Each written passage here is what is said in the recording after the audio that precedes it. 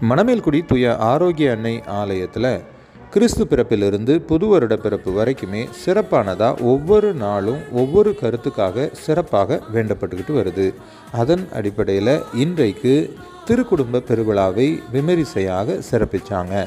அந்த சிறப்பின் போது திருமண வாழ்வில் தங்களுடைய 25 வருடத்தையும் 50 வருடத்தையும் நிறைவு செய்த திருமண தம்பதியினருக்காக சிறப்பாக ஜெபிக்கிற நிகழ்வும், அவங்களுடைய வாழ்க்கைக்காக கடவுளுக்கு நன்றி செலுத்துகிற நிகழ்வும், எல்லாரும் சேர்ந்து அவங்கள வாழ்த்துகிற நிகழ்வும் நடைபெற்றது.